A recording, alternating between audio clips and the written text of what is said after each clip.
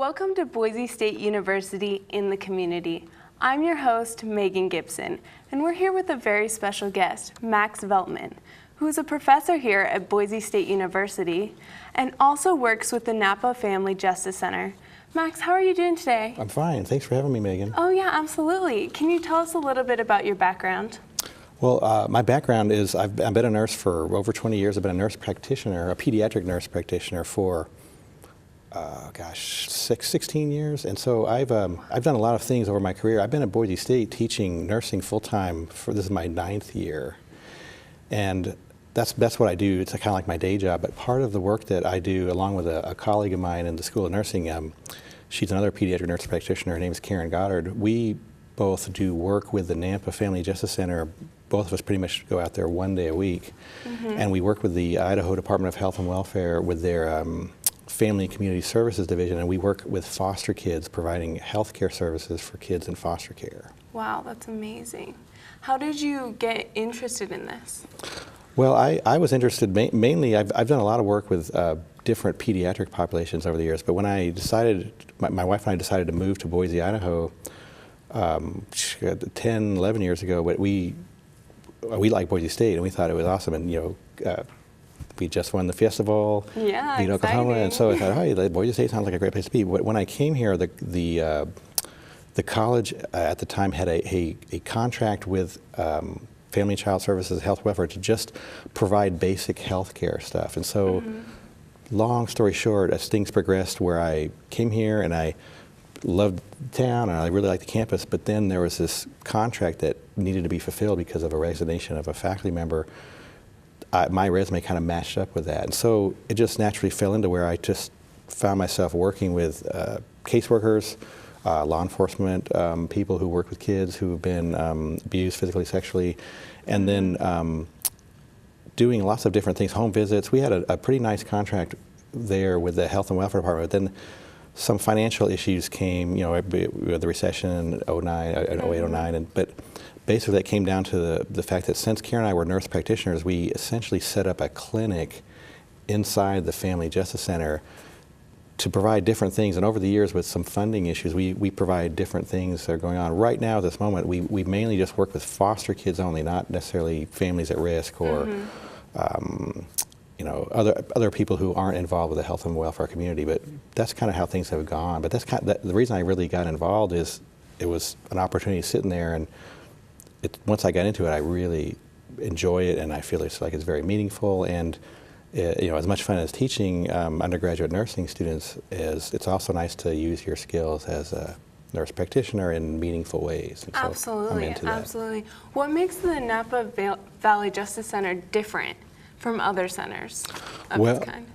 Well, the Napa Valley Justice Center is part of a network of family justice centers.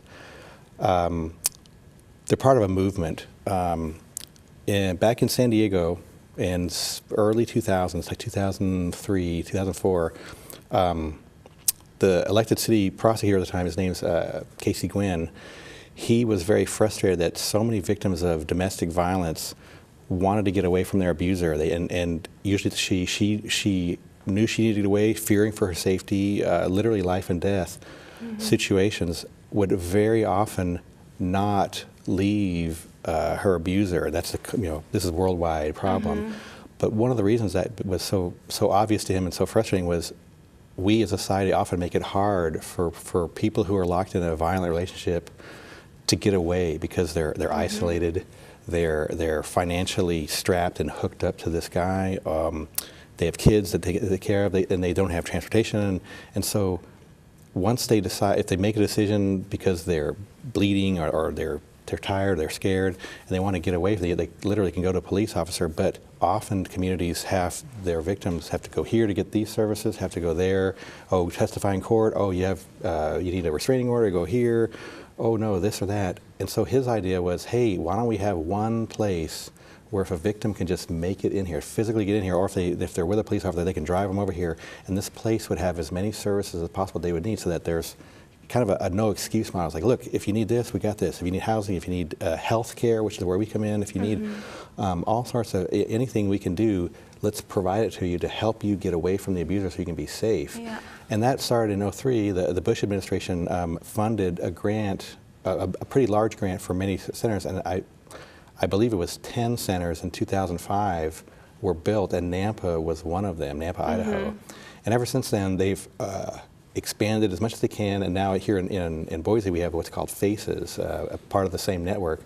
There are well over 100 justice centers nationwide, and but because of the state or county politics and funding and the way things work, no one justice center is the same as far as what services they provide or what can happen here and there, and or even who runs it. Like I say in San Diego, it's run by the police department.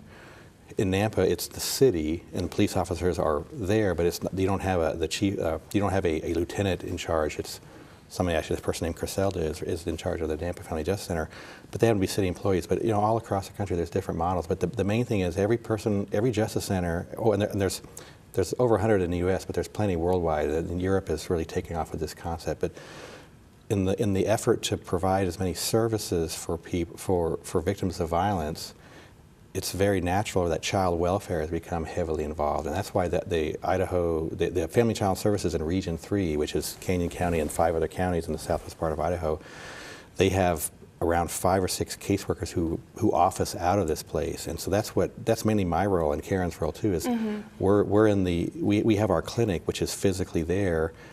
And we're there to assist caseworkers as they assess families and bring kids into foster care because of safety issues and abuse and neglect.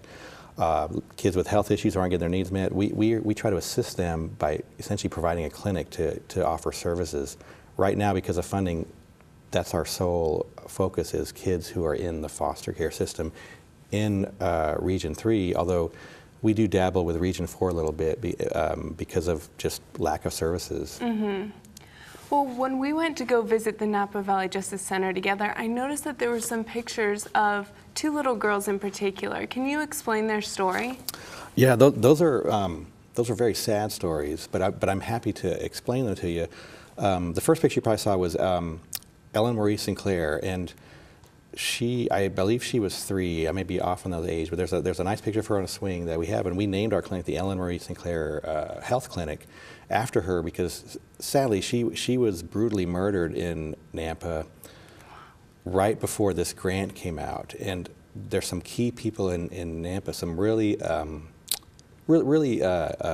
forward-thinking people who decided that they pretty much had enough of things like this happening. It's not like kids getting killed by family members is a new thing, but that case garnered a lot of attention, so that really helped get major donors and city leaders involved to really do something about the violence in the community. So Napa's not necessarily a violent community, but they're like any community that has plenty of family violence, and that was a kind of a media event, and people still talk about that.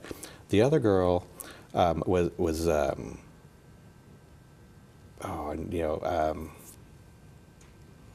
I'm sorry, I can't remember her name because it's been a while since I've talked to her parents, but I'll think of it as I tell about her. But she, there's a picture of her on the expansion. We got some extra money a few years ago, and we were able to expand the I know, I was surprised how big that center was. Yeah, and all the space gets used because there are lots of needs, lots of therapy needs, lots of different things. So we were actually able to add an additional exam room because sadly, it's kind of busy with child sex abuse investigations that the CARES team that's based out of St. Luke's does, as well as the things that we do with foster children.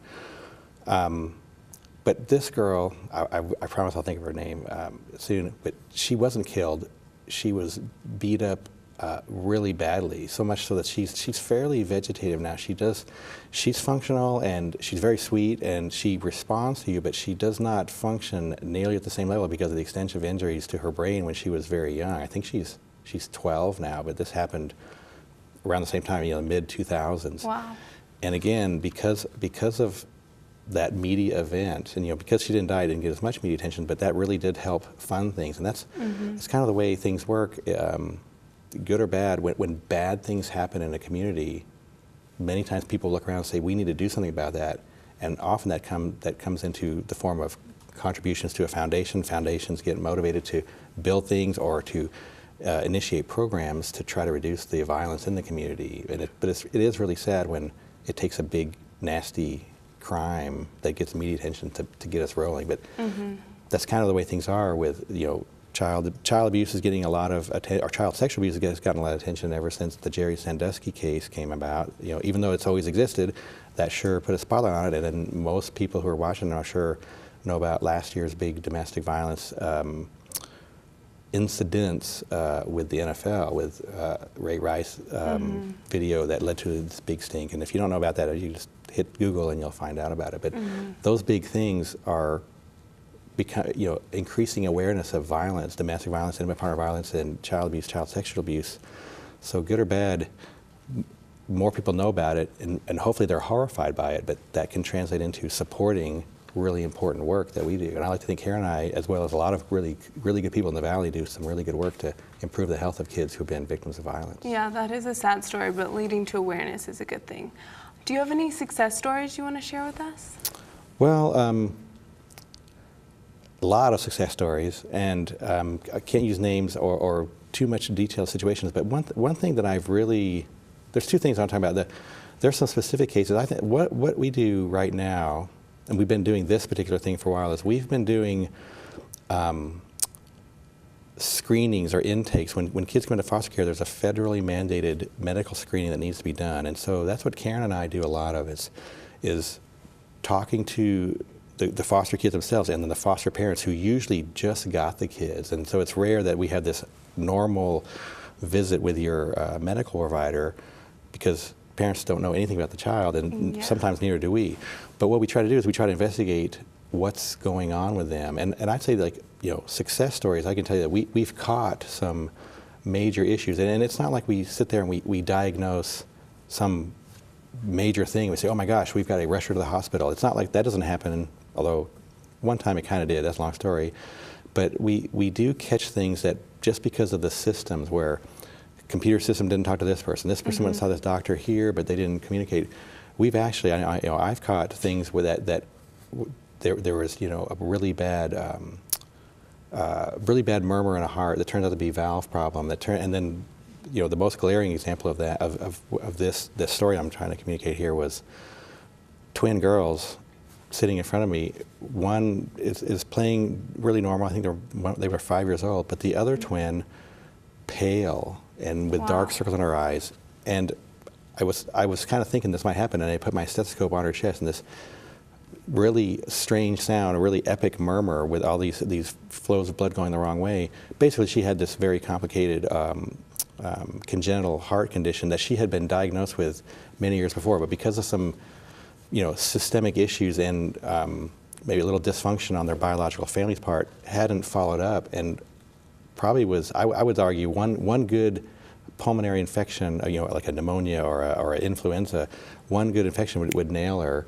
She needed to have major open heart surgery, which she did, but if we hadn't had our clinic with the old regular health screening by a nurse practitioner, that child could have been in foster care for weeks or months, and if suddenly have some major illness and then conk out. So that's probably the most extreme example. But I like to think that we're doing a job of empowering the foster parents to understand what the immunization status of their kids are, so they can get the kids into school faster. If there's records to be dealt with, we can kind of plow through some bureaucracy to help empower foster parents to help their kids. Making good nutritional choices, teaching brand new foster parents about some basic care issues. One of the things, another success story that I think that we're really becoming much better at, is when kids are in the hospital, and we have this growing phenomenon in the United States, in Idaho as well, where kids are coming into the hospital after being abused pretty bad, and they're in the ICU, or they're in the NICU because they've been exposed to meth or other drugs, and now they're having to come into foster care while they're still in the hospital. And I think we're doing a much better job of helping caseworkers and really especially the foster parents, when kids are coming out of the hospital, where there's a nice, safe world of health care and nurses and doctors who are right there with everything that anyone might need. When they get discharged from the hospital, there's not a whole lot going on.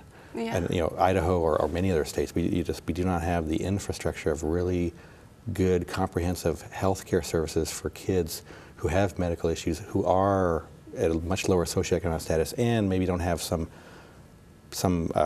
case manager, i.e. a biological mother, who will make sure things get done. Therefore, foster parents are thrown into that situation, and that's a really tough job. Karen and I are really trying hard to empower them, to help them when kids come home out of the hospital with major medical issues. Things fall through the cracks all the time. Foster parents get overwhelmed, and then things go good or bad, and then they decide they don't want to foster anymore because that was just too hard. And the attrition rate of foster parents who are willing to take kids with medical issues is pretty bad nationwide. It's not getting any better. And that's one thing I think we're here in the Valley, I think we're starting to crank up the level of health support for foster parents. That's one of our big goals of our clinic, is to do that. Wow. What other programs does the Napa Valley Justice Center offer? They offer a lot of programs. We've been there a long time. When I say CARES, that's an acronym that stands for Child Abuse Recognition, and then the ES. I forgot the rest of it. But the forensic team has been there for several years. They've been in Boise a long time. I'm not sure, 12, 15 years. But then they started coming out to the former director of the Napa Family Justice Center. Her name's Rebecca. She worked really hard to get them to start coming to Nampa. So now they're out there, and just like anything, when you provide services, suddenly the people start showing up. And it's not that because there's a lot more pedophiles out there or there's a lot more child abuse going on. That's always been going on. But once there was a place where police officers could take victims or children who made disclosures of sexual abuse, their business cranked up a lot. In fact, they're overwhelmed out there now. I think they need at least another day or two. But there's always funding limitation to that. And that I'm saying to investigate all the disclosures kids might make. There's also any victim of violence, especially intimate partner violence, kind of a better term for domestic violence. When they come in there's all sorts of services being provided. The main thing is the prosecutor, the Canyon County Prosecutor's Office is right there, ready to help that person with all of the needs of an investigation to make sure their abuser is investigated. Maybe he goes to jail, maybe he goes to prison. And along that same lines, the investigators, the Napa City Police who don't wear uniforms, they're housed at the Justice Center, so they're right there to help those victims. And those people, the office there, they don't necessarily just sit around waiting for people. They're off doing their work, but there's always someone physically there when somebody walks in. And if they're out doing something with any kind of a client, somebody who needs help, a child or adult, they just sit back to their office where they know everybody and they get them the service they need. There's also legal aid for victims. There's also a direct conduit into some housing. The Justice Center has access with every form of either a shelter or semi-permanent housing for victims who need to get their lives rolling again without their abuser around. And the biggest thing that they're really cranking up with is counseling service, especially mental health therapy for kids who are victims of violence. And there's never enough room for that. And that's a big, they provide a lot of services there. Absolutely. Those are the highlights. There's a lot more things going on there, but those are the big ones that are there now. I saw the rooms when we went to go see them, and each room was decorated individually based on age. And they also had the tubs of clothes. Can you tell us a little bit more about that? Yeah, that's one thing I think that the Valley should be really proud of. They do this at Faces as well, but out at the Napa Family Justice Center, the community, not only do they support the facility financially, but there's always buckets of clothing, articles of toys. There's a playroom there that's constantly full of things. And like an example, there's always stuffed animals in there. I used to say, "Oh, play with the stuffed animals, but put them back and we'll clean them." And then the front desk personnel, they constantly remind us, like, "No, you go ahead and take them, because we got plenty more in the back." But what I'm trying to say is the community really supports the center, and they understand that there's so many needs of people who come in there, because people come into the Family Justice Center with literally the clothes on their back and no money, no nothing, and they need a place to stay, they need to get fed, they need to just essentially survive. And that's what the Justice Center does, is they try to provide any and all things that they might need. And oftentimes when children come in and they've been taken from their biological homes and now they're going into foster care, because the caseworkers are there's 5 people that are physically office there. They always have car seats sitting there that they need that, because there certainly wasn't one at the biological home. There's kids often just come in their pajamas and nothing. So a toothbrush, a stuffed animal for age appropriate, toys, reading material, anything that would be part of something that a child would normally have. They want to be able to offer that, because you can't just expect the foster parents to say, oh, welcome into my home, foster kid. I'll zip over to Walmart and just buy a whole bunch of stuff. Health and welfare doesn't have the resources to provide all that. So that when the Justice Center can provide kids with pajamas, a pillow, a backpack for school, anything, the community, I think in Napa and Caldwell, they really bring it with the support by bringing, donated items, or they bring cash, and then people at the Justice Center can go buy whatever they need, so they can, instead of handing the foster family money to go get something, there it is right there. Yeah. 3-year-old stuff, 4-year-old stuff, 10-year-old stuff. It's pretty well organized. How do they get that funding for these different programs? Well, depending on what's going on there, they're always writing grants for federal funds, or for foundations or entities that might provide grant funding to provide direct services to victims. And they're getting more involved in prevention as well. But they run a lot of the support comes from grants, but that gets very complicated. But the Health and Welfare Department has people there. City of Napa has people there. Canyon County has people there. So they're physically there, and so the support is in the sense that you have full-time employees doing their jobs physically there, and everyone gets, people take lunch breaks and coffee breaks like normal people would, but they're right there when people come in. It's only open 8 to 5. I mean, even though violence in our community is bad, it's not like they need to be open 24/7. You just call 911 for that. But all the police officers know where to go to take their victims of violence. And so it's open Monday through Friday, 8 to 5. But during those working hours, all these, important agencies, county, city, state level, I don't think there's any federal employees there, but except for housing. There is somebody who works for the feds, isn't physically there, but literally down the street. They're all there providing support by just physically being there. And I think it's really nice when, say, like the Canyon County Sheriffs will say, hey, I'll go ahead and assign a police officer to physically be there. It doesn't really cost them money, but it kind of disrupts their system, except I think, the Canyon County Sheriff and the Canyon County Prosecutor, Karen Donahue and Brian Taylor, they're both heavily invested in both dealing with violence, children and adults, as well as preventing it. So they put their staff there, some of their staff there, because they know they're just going to have to drive over there anyway. Might as well be there, and I think it's a lot more effective model. And same thing goes with healthcare. I'm a college professor who happens to be a nurse practitioner, but I do research into health issues related to child welfare. At the same time, I'm also a clinician who kind of has an expertise in the area, especially after the last many years and things I've done with some things I've published. I'm kind of into it, so I like to think I'm a pretty nice resource. And Karen's an excellent resource. She's Dr. Goddard. I usually start calling her Dr. Goddard because that's who she is. She's Dr. Nurse, like several of us are. But we're both nurse practitioners who provide direct services, but that's just based on a contract that the college has right now with the City of Napa, because it's a City of Napa facility.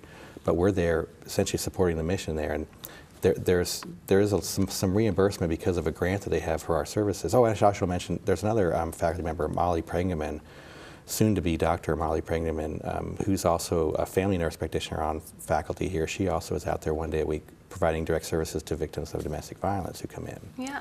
You mentioned publishing. What are you working on? Well, right now I'm finishing up a study where I've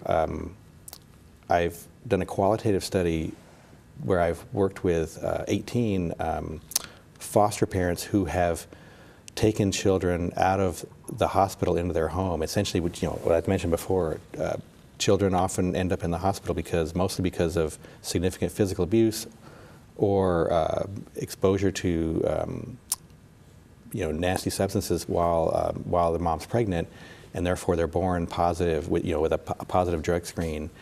That usually ends up with a lengthy stay in the NICU or the pediatric unit. But while they're in the hospital, it's determined that there's a safety issue because of who committed the abuse, or mom maybe doesn't have the health and welfare has determined that maybe it's not safe for them to go home, which is happening more and more. for lots of reasons. One of the biggest is our medical technology is keeping these kids alive, whereas 10, 15 years ago, kids who were victims of the nasty abuse might not have lived. So then when they come home to foster care, the foster parents have to deal with a lot of bureaucracy, from all of the medical visits and follow-up care and the medications and the daily routine that that needs to go on with any child with a health issue, as well as the legal system, because they're in foster care and there's still the custody issues. Children come into foster care, but they don't stay in foster care year after year. Usually a year, maybe 2 years is probably the limit before they're either go back to their biological home or not essentially stay in foster care, but essentially kind of go up for adoption. It's kind of a simplified way of putting it. But the foster parents are right there essentially doing these temporary parenting jobs, and no one's ever written about that. I mean, you'll publish studies about what that's like from a perspective, from the nursing perspective of what it's like to be delivering the health care and being the parents of kids with special health care needs. They have very unique issues, but I'm trying to get a better handle on that with the long-term goal in mind, that if we as a community, if we understand what the needs of the foster parents who work with kids with health issues are, then we can do a much better job of supporting them. And I'm going to get this published this summer, but what a little preview here is the foster parents in general. The general statements are many of them they find it really challenging to have to deal with the legal system when at any one moment, because of legal issues, they suddenly have the child that they've taken care of, that they've grown very attached to, that they have an opinion on, and they are certainly the resource, the go-to people to know how to take care of these kids. Well, because of legal issues, that suddenly that child can be just yanked away because of some very complicated matters. They also, there's a lot of communication breakdown between physicians and nurses who are managing the care of the kids versus the foster parents who don't have legal custody. So there's a whole lot of there's often issues about who can have access to this information. And suffice it to say, it's very challenging for someone to come into a hospital and say, I'm ready to take this child home, and then maybe a nurse or a physician has about 5 minutes to explain all of the medical issues there. But it's because of the systems prevent them from getting access to information that a biological parent would be sitting right there getting any and all information. So communication issues, legal issues, other things, those are we're not getting it done in a sense that way, where it's hopefully the research I'm doing will allow St. Luke's Children's Hospital to, one thing we're talking about is having a specialized discharge process in collaboration with the caseworkers in health and welfare. We can streamline the process so that during the whole time from diagnosis in the hospital to coming home and staying home until they either go back to biological care or go into adoption services, have a nice streamlined process where everyone's on the same page, physicians, nurses in the hospital, physicians, nurses in the community, caseworkers in the community, and foster parents all on the same page, no breakdown, everyone's supported. We don't have any negative outcomes, we don't have any frustrations, or minimize them, not any. Well, good luck with your paper, and I hope it goes very well. Thank you. Thank you so much for joining us today. That's all the time we have. Thanks for watching Boise State University in the Community. I'm your host, Megan Gibson.